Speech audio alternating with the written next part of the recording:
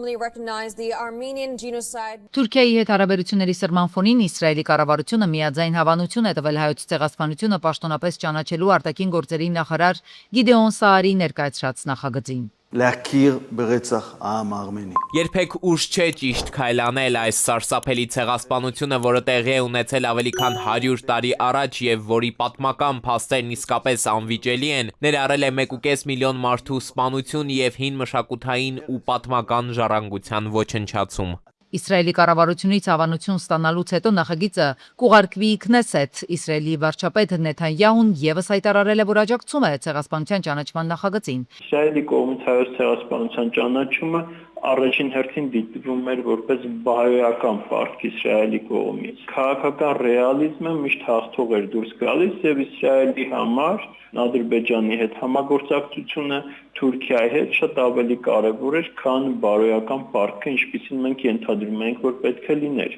Պարբերաբար հարցը այսպես շրջանցվում էր, իմիջիայլոց նույնիսկ Բենյամին Նեթանյահուն է այս հարցով ժամանակին այսպես փորձել դիվիդենտներ շահել եւ վերջնարդյունքում հաղթել է քաղաքական ռեալիզմը։ Թուրքիայի արտաքին գործերի նախարարությունը Իսրայելի կողմից Օսմանյան կայսրությունում տեղի ունեցած հայոց ցեղասպանությունը ճանաչելու որոշումը որակել է քաղաքական եւ կապված Գազայում տիրող իրավիճակի հետ։ Իսրայելի կառավարությունը ձգտում է թաքցնել իր սեփական հանցագործությունները 1915 թվականի իրադարձությունների վերաբերյալ քաղաքական որոշում կայացնելով։ Իսրայելի որոշումը քաղաքական բնույթ ունի եւ անտեսում է պատմական եւ իրավական փաստերը։ Թուրքիան որպես տարածաշրջանային տերություն իրեն համարում է որպես տարածաշրջանային հարնող տերություն եւ ինչ որ մի օր այս երկու տերությունները բախվելու են միմյանց եւ այստեղ հենց կարծեք թե գործելու է Թուքիդիդեսյան ծուղակը։ Թուրքիայի արտաքին գործերի նախարարությունից հայտնել են, որ իրենք կշարունակեն ձգտել վերջ դնել Իսրայելի քաղաքականությանը, որը ըստ Թուրքիայի արտաքին գործերի նախարարության ուղղված է տարածաշրջանի անկայունացմանը։ Ադրբեջանի արտաքին գործերի նախարարությունը իր հերթին Իսրայելի կառավարությանը կոչ արել վերանայել հայոց ցեղասպանության մասին որոշումը։ 1915 թվականի իրադարձությունների վերաբերյալ պատմական ճշմարտության խեղաթյուրումը, բարդ պատմական գործընթացները իրավական եւ գիտական հիմքերից հեռու քաղաքական որոշման առարկա դարձնելը անընդունելի են։ Հայաստանի արտաքին գործերի նախարարությունից հայտնել են, որ արտաքին գերատեսչությունը ըստ անհրաժեշտության հանդես կգա մեկնաբանությամբ։ Հայաստանի կառավարության ներկայացուցիչները ներառյալ արտաքին գերատեսչությունը բազմիցս հայտարարել են, որ հայոց ցեղասպանության ճանաչումն այլևս Հայաստանի արտաքին քաղաքականության առաջնահերթությունը չէ։ Եվրահանձնաժողովի նախագահ Ուրսուլա ֆոն դեր Լայնը պատրաստվում է այցելել Հայաստան ու Ադրբեջան։ Միջազգային լրատվամիջոցները հղում կատարելով եվրոպացի պաշտոնյաներին հայտնում են, որ եվրաչինովնիկները մտադիր են զբաղվել տարածաշրջանում Եվրամիության դիրքերի ամրապնդմամբ ու հակազդել Ռուսաստանի ազդեցությանը։ Պոլիտիկոյի տվյալներով ֆոն դեր Լայնի հետ կլինի նաև Եվրամիության ընդլայնման հարցերի հանձնակատար Կոսը։ Եվրահանձնաժողովի նախագահը կհանդիպի Փաշինյանի, Ադրբեջանում Ալիևի հետ։ Գործնականում ոչ մի բան չկա։ Միայն միջանցքի խնդիրն է ամենայն հավանականությամբ,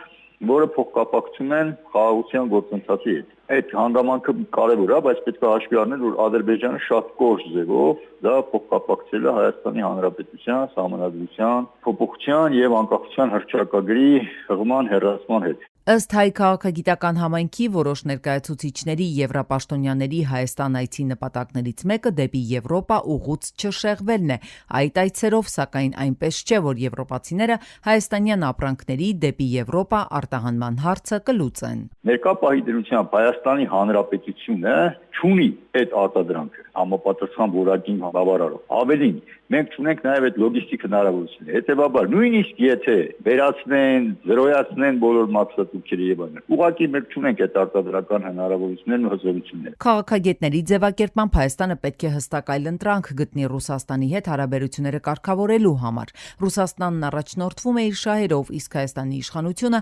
հայկական շահով առաջնորդվելու փոխարեն ըստ վերլուծաբաների առաջնորդվում են արևմուտքի շահերով։ Միանշանակ Ռուսաստանը կոշտացնելու է դիրքորոշումը եւ ակնհայտորեն նպատակը մեկն է, այն ինչ որ անհնար էր անել ընտրություններով, որոշակի տեխնիկական պայմանների ելնելով փորձել են ստեղծել համապատասխան միջավայր, որպեսզի Հայաստանում տեղի ունենա իշխանապողություն։ Ռուսաստանի արտաքին գործերի նախարարության պաշտոնական ներկայացուցիչ Զախարովան այսպիսի ձևակերպում է արել, թե լրագրողների հետ շփման ընթացքում Նիկոլ Փաշինյանը անպատասխան է թողել գլխավոր հարցը։ Զախարովան հարց է տալիս, ինչպես կարելի է 2025 թվականին ընդունել Հայաստանի Հանրապետության Եվրոպական միություն անդամակցության գործընթացի մեկնարկի մասին օրենքը, պարբերաբար պնդել, որ Հայաստանի ապագան Եվրոպայում է, 2026 թվականի մայիսին Եվրամիության հետ ստորագրել համատեղ հռչակագրեր, այդ միավորմանը հանրապետության մերձեցման ուղղված կոնկրետ քայլերի ցանկով եւ միաժամանակ հայտարարել ԵԱՏՄ լիիրավ անդամ մնալու մտադրության մասին։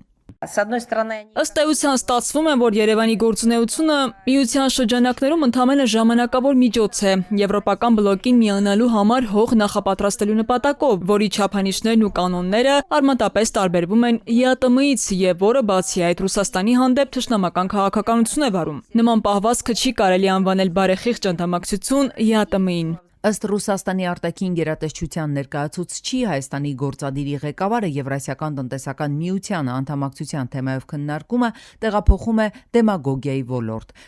Զախարովայի ձևակերպմամբ այդպիսի քայլ արվել է նաև Երևանի հավաքական անվտանգության պայմանագրի կազմակերպությանը մասնակցության սառեցման հետ կապված։ Մերձավոր Արևելքի կիսախաղաղ երկնքում արկերը դարձյալ սկսեցին պայթել Իսրայելա-Ամերիկա-Իրանական հրադադարի վերջին պայմանավորվածությունից շատ չանցած։ Ըստ Թրամփի խաղաղության սահմանագիծն առաջինը խախտել է իրանական կողմը, արձակելով 4 անօդաչու թռչող սարք Հորմուզի նեղուցով շարժվող նավթատարի ուղղությամբ։ Եվ միայն դրանից հետո են ամերիկյան ավիաուժերը հարվածել Իսլամական Հանրապետության տարածքին, Թեհրանին անպատասխան չթողնելով։ Դոնալդ Թրամփը նաև զգուշացրել է, որ եթե Միացյալ Նահանգները որոշի վերսկսել լայնամասշտաբ ռազմական գործողությունները, դրանց հետևանքները Իրանի համար կարող են լինել կործանարար, նշելով, որ երկիրը կարող է դադարել գոյություն ունենալ։ Կարող է գալ մի պահ, երբ այլևս չկարողանանք զսպվածություն ցուցաբերել, այդ դեպքում հարկադրված կլինենք ռազմական ճանապարհով ավարտին հասցնել սկսածը։ Հիմա ամերիկյան Nexus-ի փոխանցմամբ Միացյալ Նահանգները եւ Իրանը դարձյալ համաձայնության են եկել դադարեցնելու փոխադարձ ռազմական հարվածները։ Բարբերականի տեղեկություններով կողմերը նախատեսում են հունիսի 30-ին բանակցություններ անցկացնել Կատարի մայրաքաղաք Դոհայում։ Ամերիկացի բարձրաստիճան պաշտոնյան այս լրատվամիջոցին հայտնել է, թե հանդիպան հիմնական նպատակը ոչ թե Իսլամական Հանրապետության միջուկային ծրագրին վերաբերող հարցերն են, այլ հենց Հորմուզի նեղուցի շուրջ ստեղծված լարվածության թուլացումը եւ իրավիճակի կարգավորումը։ Մենք որոշել ենք դադարեցնել բոլոր ռազմական գործողությունները։ Բայց նախնական ծրագրով նույն այդ օրը Շվեյցարիայում պետք է կայանային Իրանի միջուկային ծրագրի վերաբերող բանակցությունները։ Տարածաշրջանում լարվածության խորացումն է ստիպել իրար դեմ պատերազմող երկրներին փոխել եւ հանդիպման տեղավայրը եւ քննարկումների առանցքը, օրակարգի առաջին պլան բերելով Հորմուզի նեղուցում անվտանգ նավարկության ապահովման հարցը։ Ըստ աղբյուրի փոխանցման բանակցություններին հավանաբար կմիանա նաեւ ամերիկյան կողմի տեխնիկական պատվիրակության ղեկավար Նիկ Ստյուարտը։ Կարևորվում է այստեղ Հորմուզի նեղուցի շրջափակումը ծովային էլի, դա է բացվելու մանրամասնությունը, դա լինելու է հետագայում։ Այդ հետագայում դա իրանց կհաջողվի միջուկային ծրագրերի Իրանի ընդհանուր հայտարարի կան թե ոչ, դեռ պարզ չէ։ Փորձագիտական վերլուծական համայնքը կարծում է, թե Միացյալ Նահանգների նախագահ Թրամփը անոնսելով հնարավոր լայնամասշտաբ ռազմական գործողությունների վերսկսման մասին փոքրինչ չափազանցրած է եղել, մեկնաբանելով իրավիճակը, վստահություն հայտնելով, թե գործը կարող է հասնել մինչև Իրանի կրկին մեջբերում են գոյություն չունենալուն։ Մասնագետները համոզված են, պատերազմական նոր լայնամասշտաբ էսկալացիան ձեռնտու չի կարող լինել հենց Վաշինգտոնի համար։ Իրանը նույնպես իրեն համարում է հաղթանակած, ճիշտ է, Իրանին ահռելի տնտեսական ենթակառուցվածքներին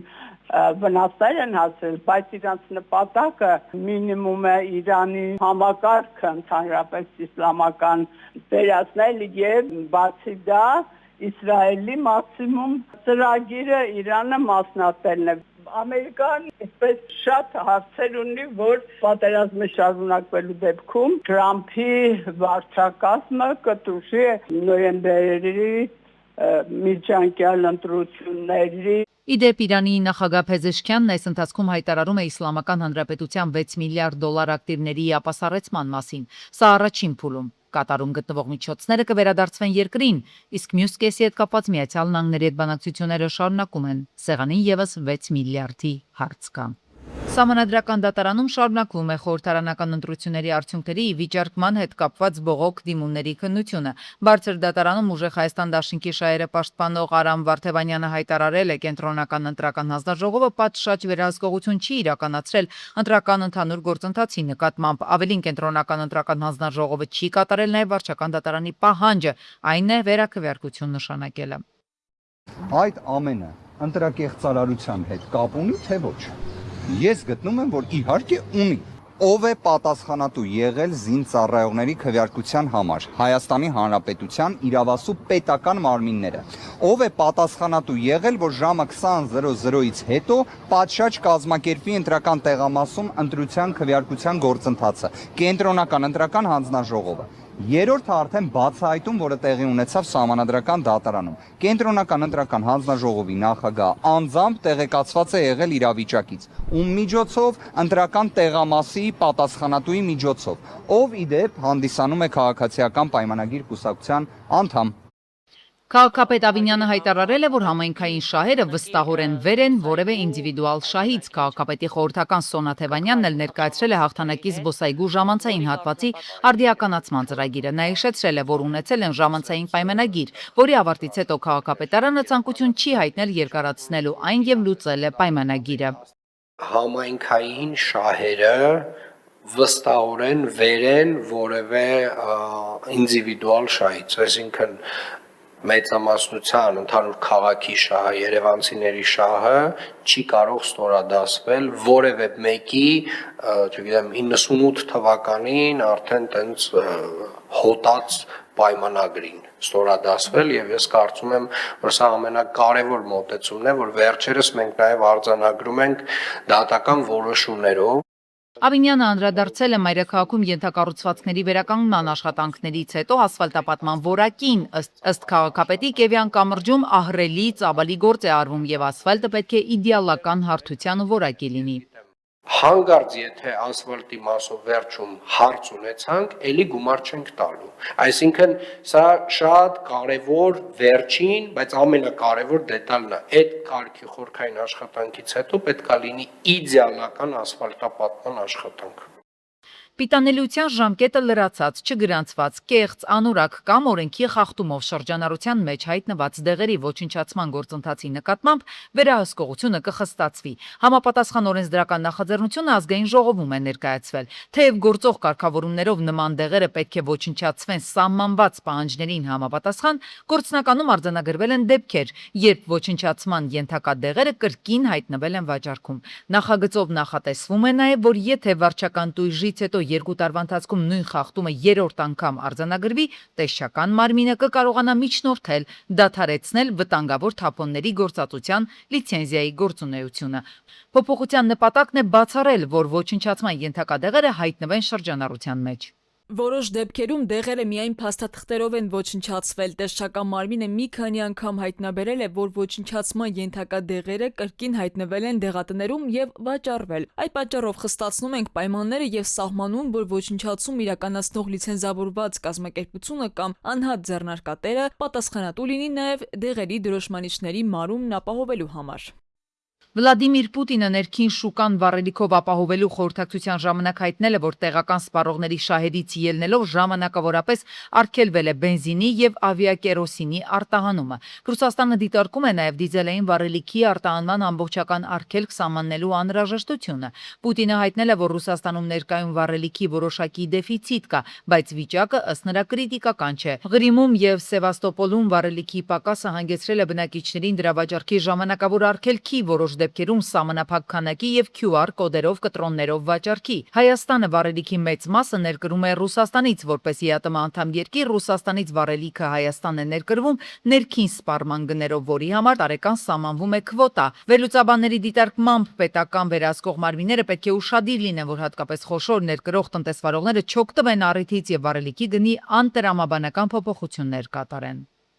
Լավ առիթ է օգտագործելու եւ ասել, որ Ռուսաստանում քանի որ դեֆիցիտ է, իսկ մեր ներկրման հիմնական երկիրը Ռուսաստանն է, այնտեղ սակագների փոփոխություն է եղել եւ Հայաստանում դրա պատճառով փոփոխություն է եղել։ Հայաստանում կարող է առաջանալ այդպիսի ռիսկ ներկրման, եթե այդ թվում քաղաքականը հանրագումարվի, ապա այո կարող է, բայց հաջորդ կողմից էլ վտանգը որոշակի մեղմում է, որովհետև այլ հարց է Մոսկվա հասցնելը, այլ հարց է Հայաստան հասցնելը դիզելային վառելիքի եւ բենզինը, այսինքն պարտադիր չի, որ եթե այնտեղ ներքին շուկայում առաջացել է դեֆիցիտ, ապա Հայաստանում անպայման եւս կառաջանա։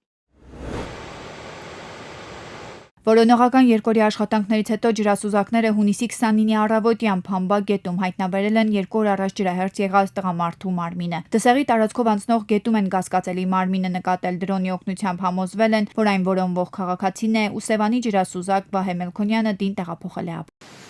Ջրասուզակների կողմից Փամբա գետից դուրս բերված մահացածի մարմինը արդեն մոտ 600-700 մետր հեռավորությունից լոռու փրկարարները մոտեցնում են դիատարին, արդեն տեղում աշխատել է Հայաստանի քննչական կոմիտեի լոռու մարզային քննչական վարչության հատկապես կարևոր գործերով ավագ քննիչը, ում հանձնարարականով տեսնում եք դին արդեն տեղափոխում են։ Ողբերգական դեպքը հունիսի 27-ին էր եղել Փամբա գետում Վանաձորի 30-ամյա բնակչի Սևակ Մայիլյանի մարմինն էր հայտնաբերվել, իսկ դրանից 700 մետր հեռավորության վրա Opel Magnishi ավտոմեքենան։ Ավտոմեքենան արդեն վերամբարձ կռունկի միջոցով դուրս բերվեց Փամբա գետից, հիմա այն պետք է տեղափոխվի ավտոքարշակի վրա, որպեսզի այն քննիչի հանձնարարականով տեղափոխվի ոստիկանության գուգարկի բաժնի պահպանվող հատուկ տարածք։ Գետը բավականին վարար է։ Այդ ժամանակվանից էին սկսվել մեքենայում գտնված երկրորդ տղամարդու Վանաձորի 36-ամյա բնակիչ Տիգրան Կարապետյանի որոնողական աշխատանքները, ում էլ հենց հայտնաբերել են այսօր հունիսի 29-ին։ Փրկարարների աշխատանքները ղեկավարել է Լոռու մարզային փրկարարական վարչության պետ Սերոբ Գաբրելյանը, ՀՆՓ-ի աշխատակիցների ծառայությունը տեղում ղեկավարել է ՀՆՓ-ի կենտրոնի պետ Քայք Նաղդալյանը, տեղում աշխատել են նաև փրկարար ծառայության տնօրենի տեղակալ Արսեն Մկրտչյանը, փրկարարական ուժերի վարչության պետ Արթուր Կիրակոսյանը։ Հանգստյան օրերին տեղում փրկարար ծառայության տնօրեն Արամ Ղազարյանն է եղել։ Փամբա գետի ամբողջ երկայնքով որոնողական աշխատանքներին մասնակցել են Գուգարկի, Տարոնի եւ Բազումիի բաժինների մեծ թվով համայնքային ոստիկաններ, մեծ թվով կամավորներ, ինչպես նաեւ ջրահեղձ եղած քաղաքացու հարազատներն ու ընկերները։ Ջրասուզակներն այս օրերին արտակարգ պայմաններում են աշխատել, վտանգել իրենց կյանքը, քանի որ շատ տեղերում ջրի խորությունը հասնում էր մինչև 3 մետրի։ Երևան-Երասխ ճանապարհին Արարատի մարզի Սուրեն Ավան գյուղի վարչական տարածքում հրշեջ փրկարարները մարել են Nissan Rogue Magnishi ավտոմեքենայում առաջացած կրակը եւ հայտնաբերել են քաղաքացիներից 4-ի կիսամոխրացած մարմինները։ Դեպքի փաստով Վեդի քննչական բաժնում նախաձեռնվել է քրեական վարույթ, որտեղ էլ պարզվում է ավտոմեքենայի սեփականատիրոջ վարորդի եւ մահացածների ինքնությունը։